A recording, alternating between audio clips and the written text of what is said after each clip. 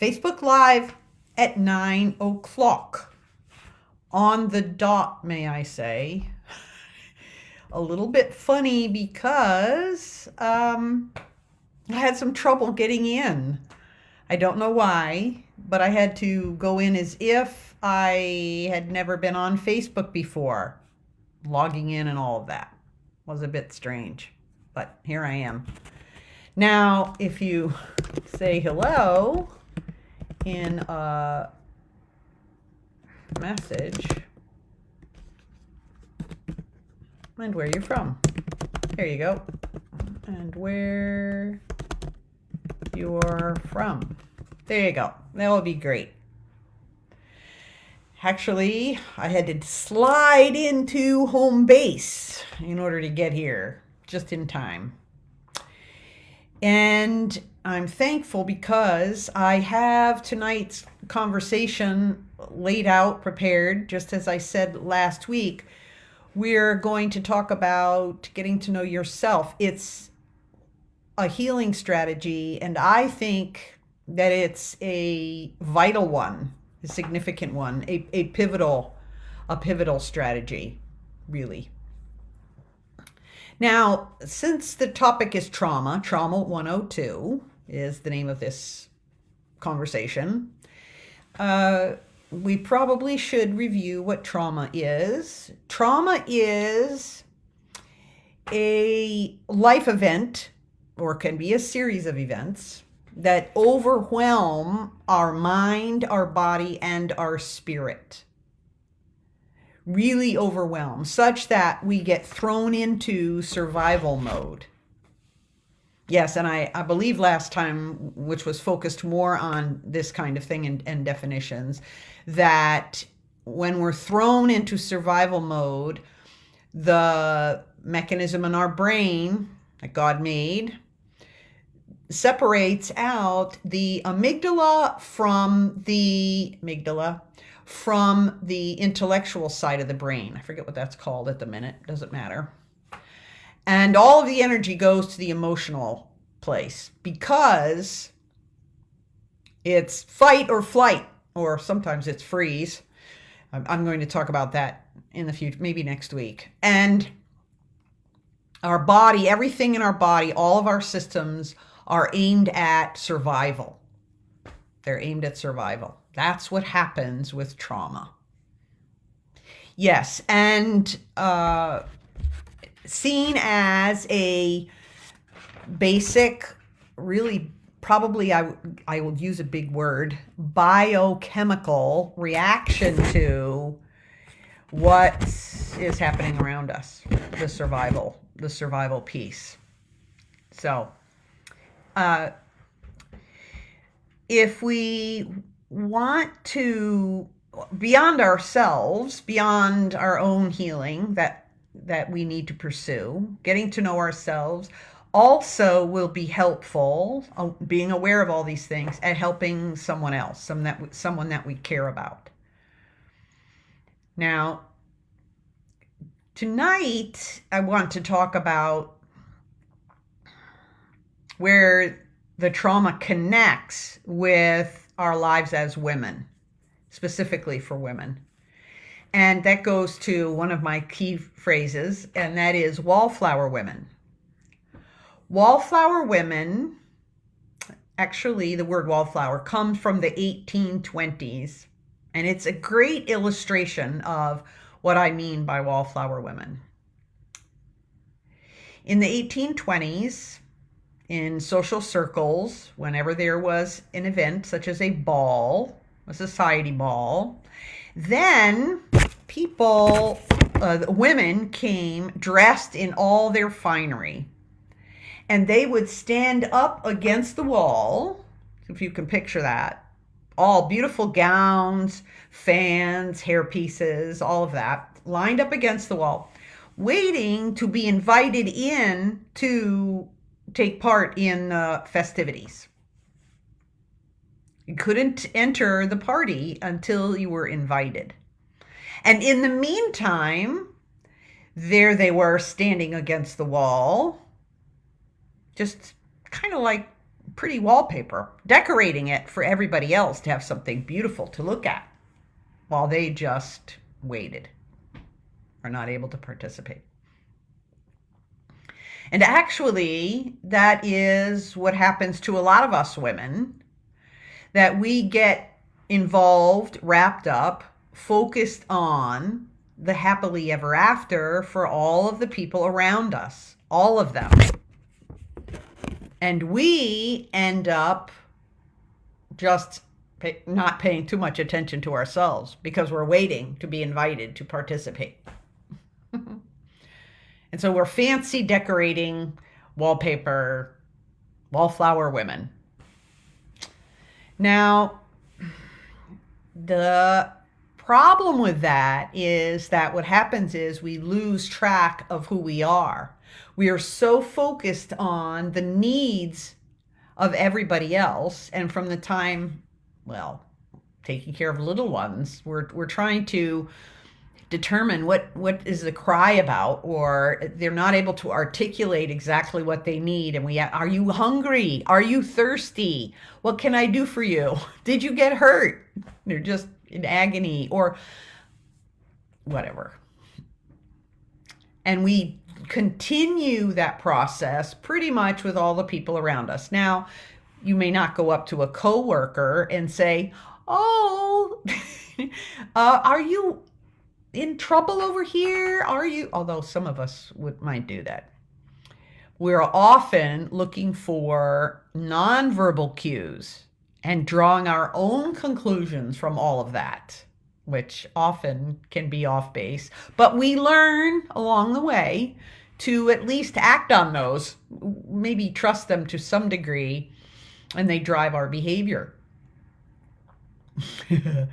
So everything is bent on making other people happy, making sure that other people have what they need and what they want, that they reach their full potential. And those activities we often deny ourselves. And there you have it. So we will do well to begin to determine what it is that we need or that we want, or what is our potential, and how can we go about developing in that direction. And tonight I want to talk about really three, isn't that handy?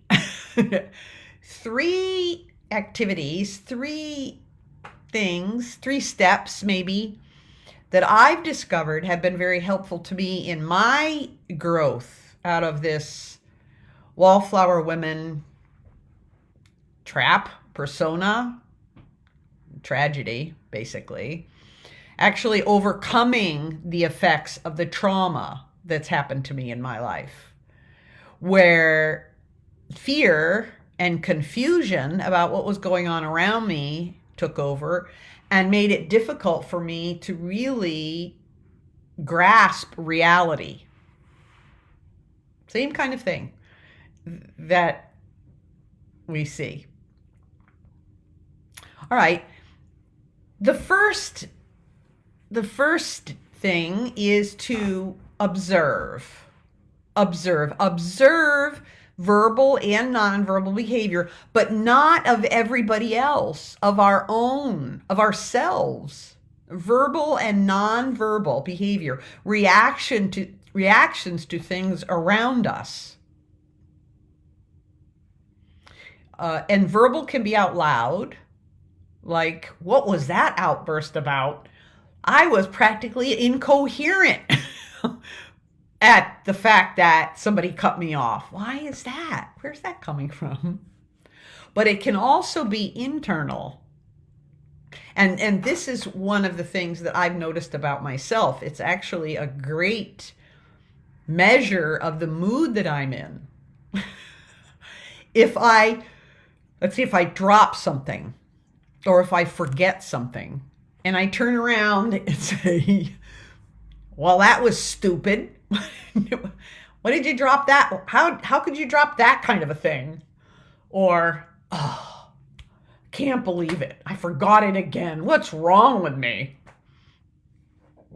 I'm generally not doing that well. I'm generally not doing that well.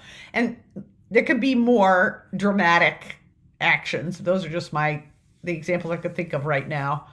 But also, there's the other side, and that is, and this has happened much more frequently lately, and that is, if I drop something, I might start laughing and say, well, I guess I'm going to have to clean up that broken egg, and I'll get the paper towels and just get started with it. Or, this happened the other day, on the second trip back inside to get something that I had forgotten, I said to myself, well, it makes sense that you would forget. After all, you have a lot going on. Whereas before, I likely would have called myself some name. Oh, can't you keep track of anything? So that day, I knew. I started up the stairs, and I said, now, Sandra, don't worry. You've got a lot going on. It makes sense you would forget that. And I stopped for a minute, and I smiled, and I said, well, isn't that nice? You can offer yourself some grace here, girl. I was pleased. So I was in a good mood that day. I was in a good mood. All right, so the first is to observe verbal and nonverbal behavior. And that can be, nonverbals can be like, oops, another example just popped into my head, like grabbing whatever the thing is and throwing it. My pair of pants. I was trying to shake it to make the legs come right, so they would be right side out again after I pulled them off, my workout pants. And this one of the legs would not just fall out. And I knew that meant I was going to have to reach in there and pull it out, but I was rushing. I didn't want to say, I just took them and threw them across the room. Now it's like,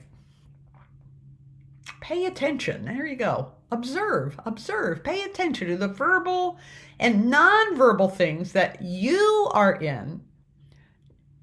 Take the skill that you've learned for the people around you and apply it to yourself. Then the next step is to decide. So first you observe, then you decide. You decide if there's any meaning to that. Maybe it's just something very simple, it's not over the top, and you could just let it go. But maybe, like the things I mentioned, you realize that they're coming from that they are important, that they've happened before, that it's a pattern and something's going on. I'm sure you know what I'm talking about. Where in the middle of the morning, or maybe in the middle of the afternoon, you pause and you say, ooh, this has not been a very good day.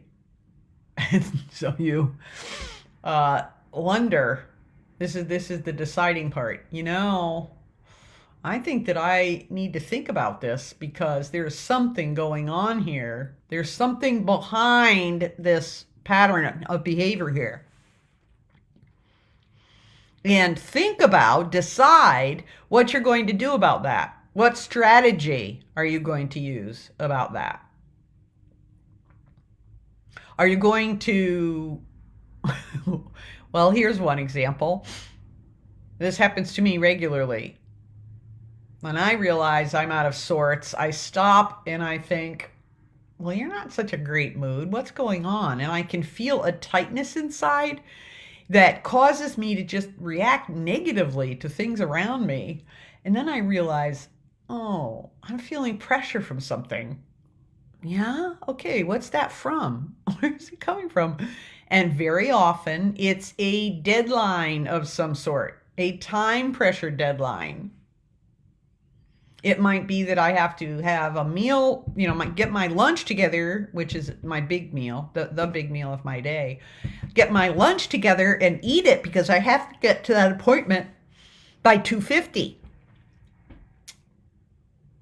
I need to leave then by 2:15, no later than 2:15. And that's very important. That's something I have to pay attention to That's pressure on me.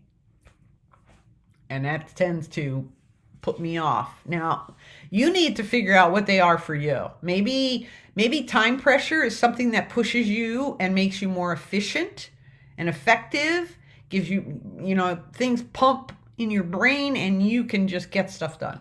Well, good for you, I say, good for you. So figure out, what is it, as you make those observations, what is it that is, or what is the source, let's say, of where that's coming from?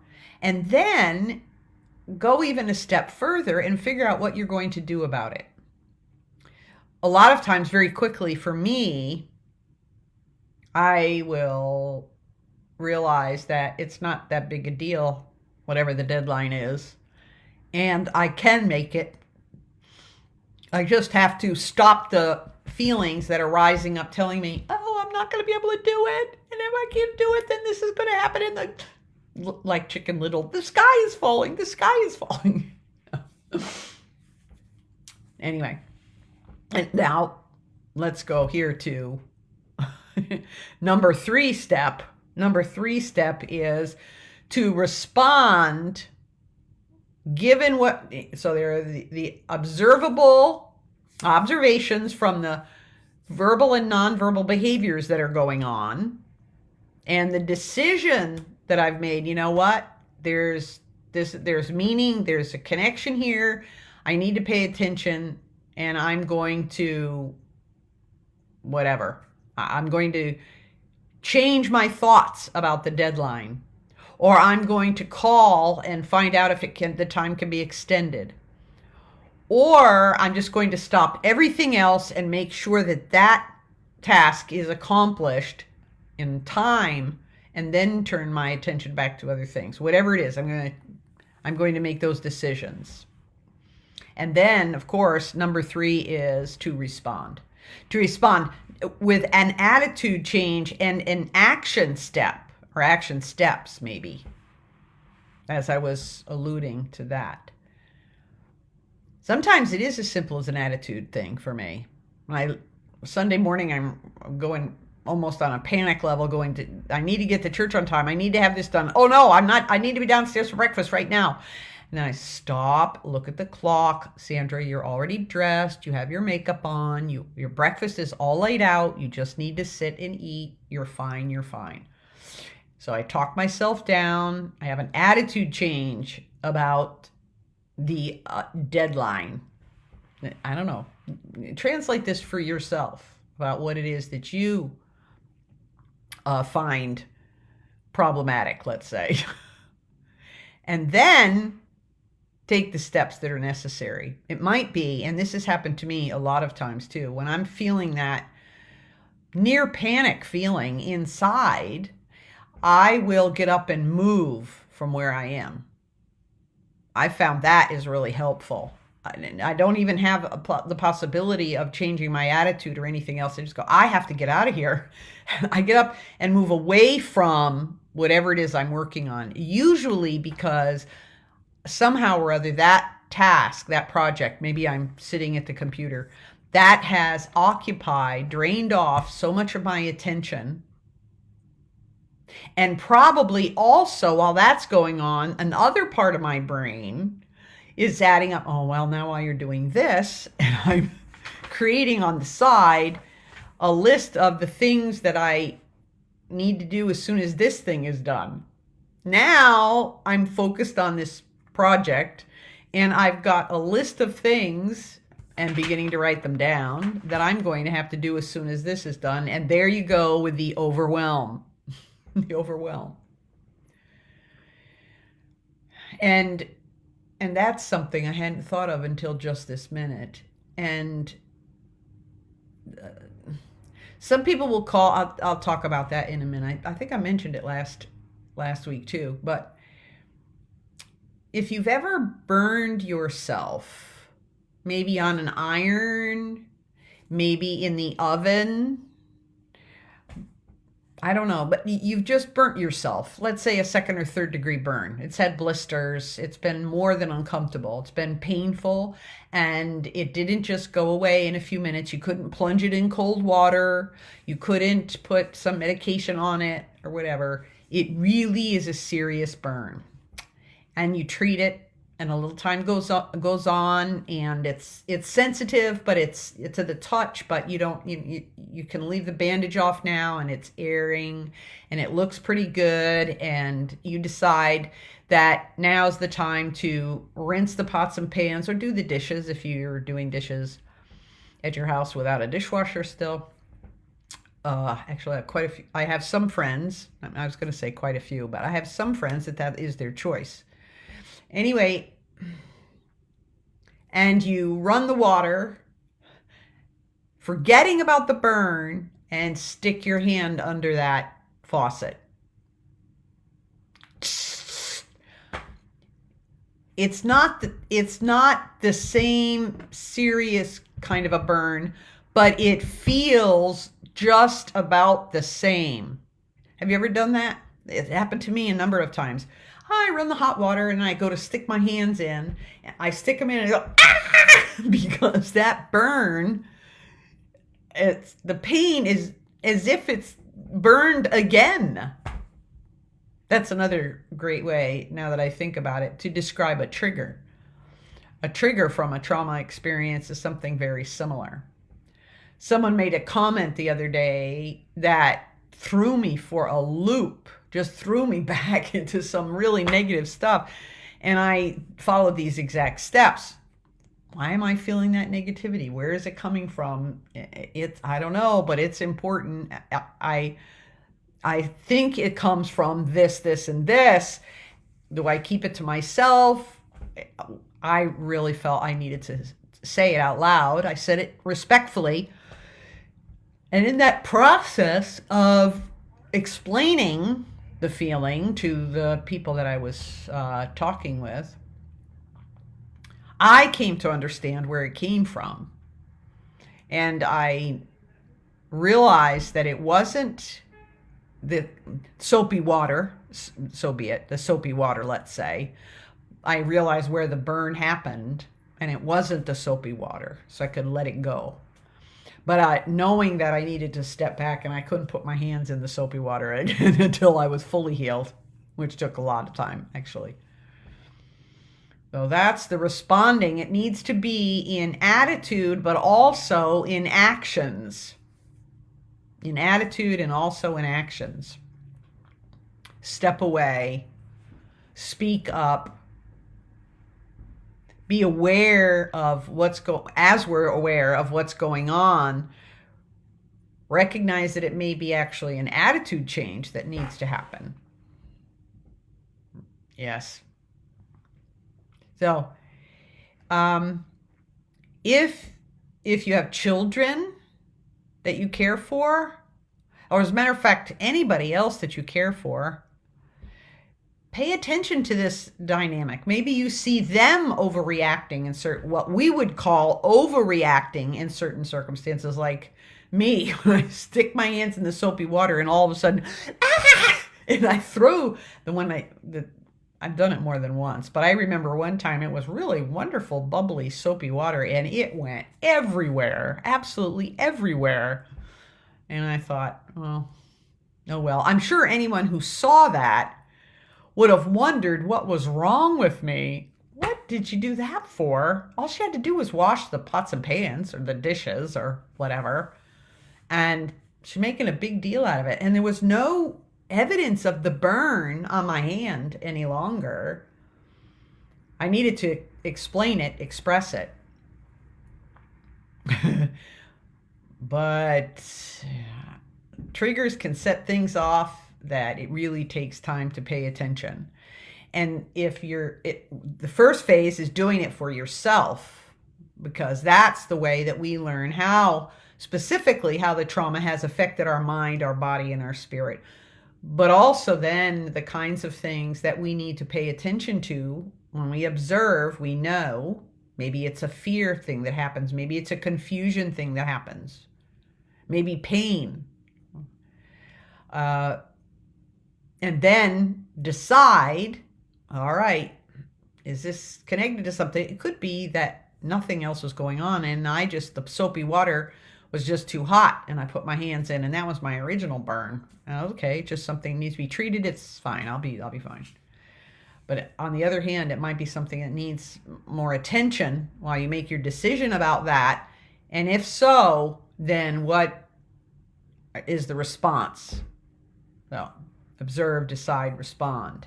Yes. Now, we're talking about that relative to what we do for everybody else, but it's really important that we do it for ourselves, for our own health.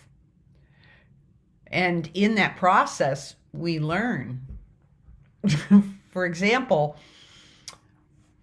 I find myself often running around cleaning up when I'm going away somewhere. I want this to be exactly right and that to be exactly right and all that. And I've noticed it and I paid attention. And so I wonder where that's coming from. And I know now, actually. It's because I can't stand it when I come in the house after I've been away and have a whole list of things that automatically look at me. Give me your attention. Give me your attention. Give me your attention. I don't like that. It's very unsettling to me. I don't feel like I'm coming home to any kind of peace. Therefore, before I go away, I will take care of those things to the best that I can, given my schedule and my energy. Now, I also want to mention that observe, decide, respond can be applied to, and probably we ought to think about it in the areas that are affected by trauma, meaning the mind and the body and the spirit. So our mental state, what thoughts are coming in here? And are they true? Are they actually facts? Here's one I had the other day. It was an overwhelming, and actually it turned out to be a trigger that I had to work through. But am I invisible? Can anybody see me? And that's a mental, that was a thought that came in. Really? Am I invisible? Can anybody see me? Does anybody know I'm even here? And yes, let's see. I did work that out. Others can be like your body, nonverbal things, like your body. Is my heart racing? Is my stomach churning? Are you having an IBS attack? Or a migraine? Now, again, that's the process. Observe. Oh man, I got a migraine. Mine actually started in the eyes, but then I could feel it right up the back of my neck. Oh, migraine. Now, I stop and ponder. Is this because I've been out straight, not enough sleep? Because whatever, thinking about physical things, or is it stress related? Now, for me, my best response is as quickly as possible to get a hot pack on my neck to relax the blood vessels and muscles in my neck and get into a quiet state where I'm just resting, which allows me to do the observation, the decision-making steps too. But also because it calms my body down and I'm resting and breathing nice deep breaths and so on. That often helps with my migraines. So paying attention to what's going on in my body, what tension I have. Oh man, do I feel tight? I need to relax. What's pressuring me right now that's taken so much of an effect over my body? And then the spirit, what's going on in my spirit? Sometimes it's not, I'm not able to describe it at all. The best I can say is that I feel jumbled up inside. Confusion, like a fog. What's going on? I'm not sure. What's the next thing I'm supposed to do? Fear, loneliness is another spiritual battle. Patience, am I just impatient? Anger, am I angry? And if so, where's it coming from? And what do I need to do about it? And then adjust my attitude and respond by adjusting my attitude and taking steps, working it out. How do I communicate, addressing the anger? Anyway, and then these three aspects, and I can't say it enough, the mind and the body and the spirit, since they're all affected by trauma, they all need attention for healing. If we think that we can go to the gym and get our body in shape because we are not happy the way we look, and if we just take care of that, we'll be fine, and we work on the body, that's really not going to change the whole of our spirits, nor our mind, if it's only physically focused. That's how God made us, mind, body, spirit. That's the way we get injured, so to speak, I guess, overwhelmed. That's the way we get overwhelmed. And that's the toxicity of that. Needs to be counteracted by healing activities. Yes, by healthy changes. All right, let's see. Perfect. I wanted to share material for 30 minutes. Actually, I don't see anybody in here. If you're here and I can't see you, please type in your question. Or later on, when I post this on Facebook, my Facebook page, and share it in my different places, if you want to ask a question, then that would be fine too. Next week, I will be talking about the whole scenario that I described at the beginning that people talk about in terms of reactions to trauma. The whole fight, flight, or freeze, fight, flight, or freeze, those options that happen when an event or a pattern of events, a series, come and disconnect our brain and we go into survival mode. And I'm also going to talk about what happens when that is ongoing, when it's very consistent. That pattern is very consistent in our lives. I'll talk about that next week as well. So the fight, flight, or fear, next Tuesday night at 9 o'clock. We'll continue on this series, looking for people to join in and to make decisions then. Thank you very much. I trust that this information will be helpful to those of you who come in later on. Please be sure to comment, because then I'll be able to come back and see who's here and who to inform about our upcoming conversations. Thanks. God bless.